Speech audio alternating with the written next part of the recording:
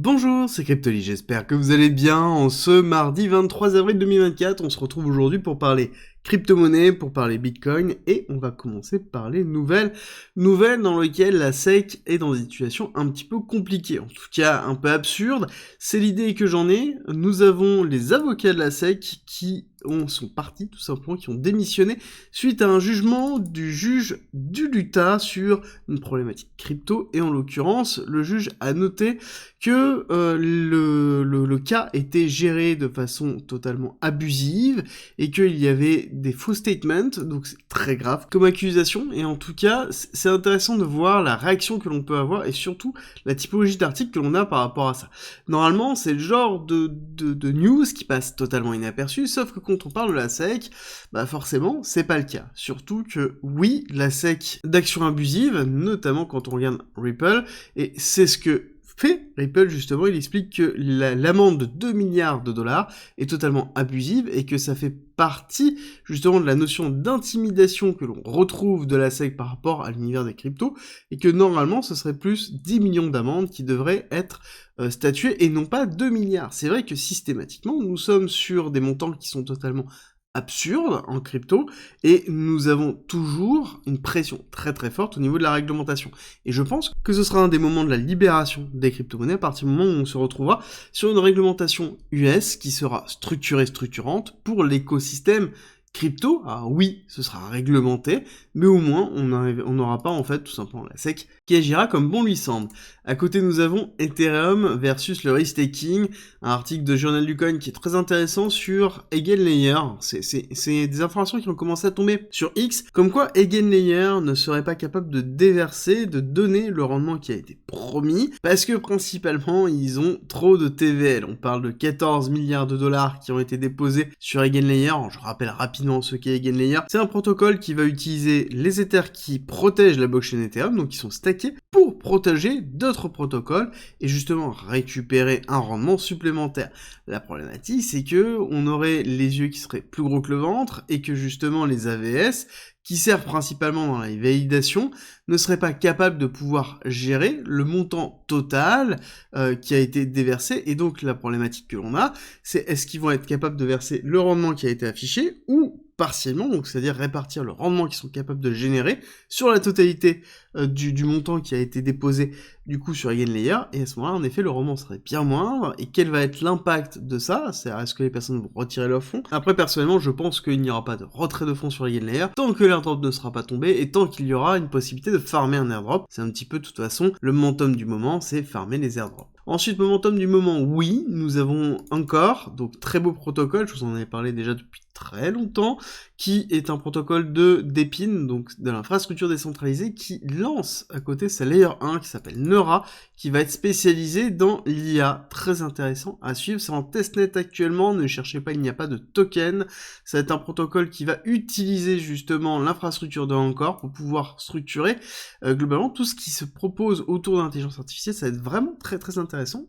à suivre. D'ailleurs, dans les choses à suivre, ça va être les ventes des Solana restants, donc des sols restants de FTT, dans lequel on sait qu'il y a 2 tiers déjà qui ont été vendus et loqués pendant 4 ans à un fonds d'investissement pour 60 $ le sol, et là actuellement, cette fois-ci, ils ne feront pas la même erreur, ils vont fonctionner comme un lot, et ce lot, ils vont le vendre aux enchères pour en tirer le plus, ce qui est plutôt logique. Pareil, ce sera loqué, d'accord, donc il n'y aura pas forcément de vente réelle tout de suite après, pas de pression baissière après, ça va être étalé dans le temps. Encore une fois, voilà, comme je vous l'avais prévenu déjà depuis 1 an, c'est fait en OTC, over the counter, ce n'est pas fait au market, donc il n'y a aucune raison d'avoir peur. Moi, je soulignerai juste le petit commentaire qui est ici, dans lequel on demande si le FTT pourrait pumper dans les mois à suivre ou le projet est bien mort. Alors, je répète que FTX ne réouvrira pas, le FTT est bien mort. Oui, il peut y avoir de la spéculation autour, mais FTX n'aura pas de seconde vie en tant que plateforme de trading, et donc le token derrière n'aura aucune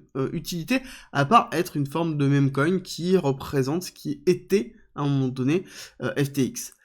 Petit point sur BlackRock, dans lequel son ETF rentre dans le club des 70 jours d'évolution continue, donc ce qui est plutôt positif. Très peu d'ETF sont capables de rentrer dans ce club-là, et c'est principalement, personnellement, je pense, dû à notre ami Grayscale, qui continue à déverser, certes en diminuant ses quantités, mais donc ses bitcoins, parce que tout simplement, les personnes veulent sortir de GBTC, et vont où? Majoritairement dans BlackRock, parce que ça fait partie des frais les plus bas, et il y a un intérêt réel à aller dessus. On rappelle que dans les actualités, nous avons à partir d'aujourd'hui les résultats des 7 magistiques qui vont tomber, qui risquent d'avoir un impact sur la macroéconomie et donc un petit peu sur le BTC, mais relativement minime, ça va être à suivre. Et je vous rappelle qu'en description en commentaire, vous avez 100% gratuitement le replay d'1h30 de masterclass où j'explique comment gérer le bull run, 1h30 pour savoir comment gérer vos achats, vos ventes, les cryptos à surveiller, les biais psychologiques, absolument tout. C'est en commentaire en description, 100% gratuitement. Et on attaque la partie technique. À côté court terme, sur BTC, on est en train d'aller retester la zone des 66 700.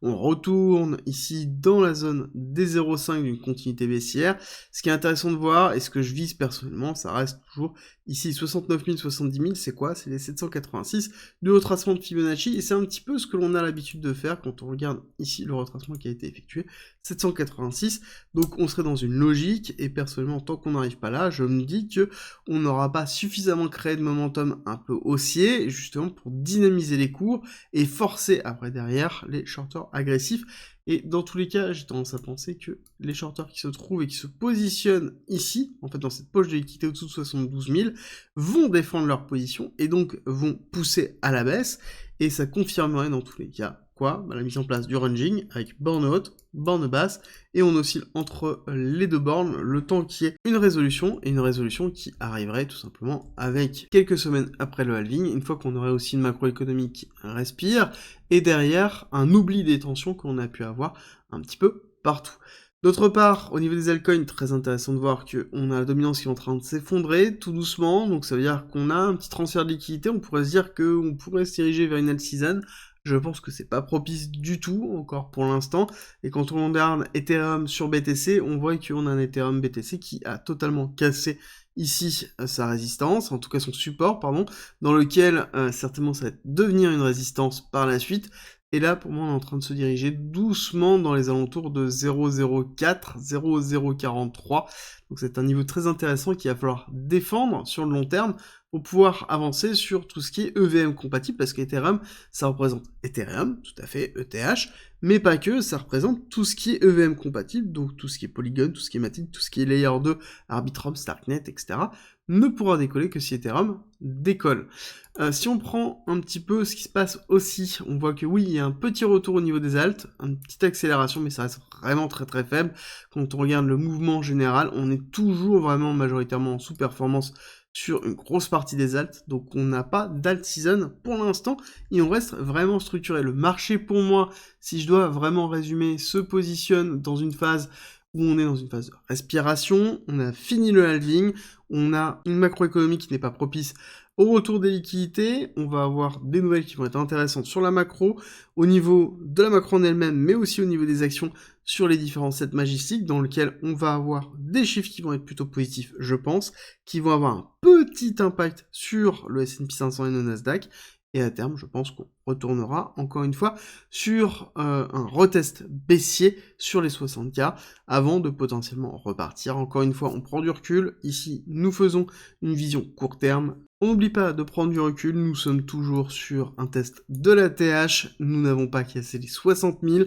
et on maintient toujours ce niveau-là, alors que le halving est passé, ce qui est plutôt positif sur le long terme. J'espère que cette vidéo vous a plu, si c'est le cas, n'oubliez pas de me laisser un like, un commentaire, et partager bien évidemment. Nous on se retrouve très vite pour une nouvelle vidéo.